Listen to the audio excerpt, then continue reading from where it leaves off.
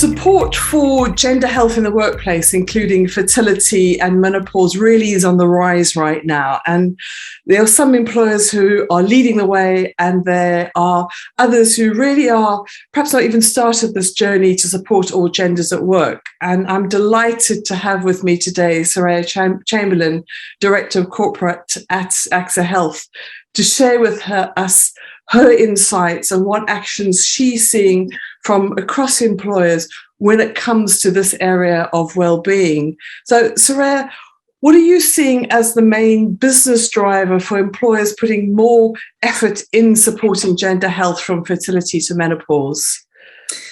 Yeah, it's an interesting question. I think, perhaps the biggest observation I've made from talking to corporates is that it really is now time for change. This has become really a workplace issue. It's not just a menopause issue or a fertility issue. And it's really about time that employers empowered and supported their people, women and men and any gender identity actually in the workplace, from fertility to menopause. So I think time for change is a big one. Employer of choice, I think, is another really important driver. So the race for talent is on at the moment, but also retaining good people is a real challenge. And there's no exception, really. And especially when you get to a certain age in your life, if you're thinking about menopause, for example, you've reached the pinnacle of your career, you've probably invested quite heavily in the business. The last thing you want to be doing is thinking about leaving the workplace. And employers don't want that either. So clients are looking to be an employer of choice and offer the right benefits, the right support to attract and retain. So I think that's a really important driver. When you think about 1 in 6 individual couples actually have an issue with fertility, and in 2019, just under 1 million women left the workplace as a result of menopause, it starts to give you an idea of the impact. So other drivers, I think, diversity and inclusion.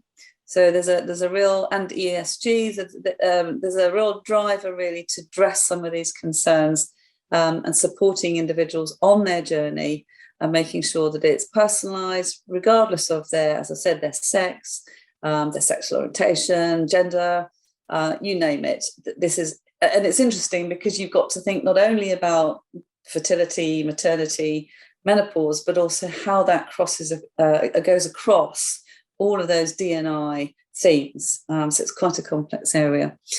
And it's not just women's issues, it's partners, it's families, it's colleagues. So supporting managers is particularly important. So I would say they're the key drivers that we're finding from corporates at the moment. Yeah, it's becoming absolutely huge and crucial. I think no employer can afford just to ignore this anymore.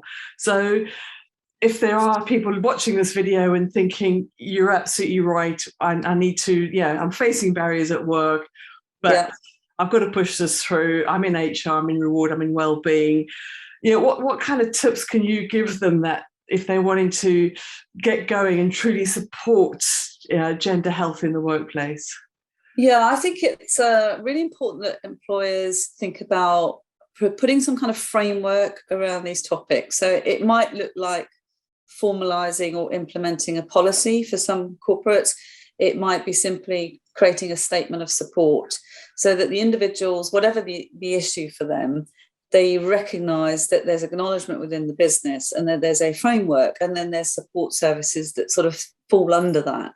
So they know where to go, what they can access, as opposed to trying to navigate what can be a nightmare. So I think that's quite important, raising awareness and listening to individual needs. So I think many employers have learned that they sometimes think they know what the issues are, but until they've held focus groups or spoken to the specific individuals, they don't really know what's needed. So listen, but also raise awareness, and that includes managers. So giving managers guidance so that they can have confidence to have conversations, so that it's not a taboo subject and that it's perfectly acceptable to be having these conversations at work with your manager.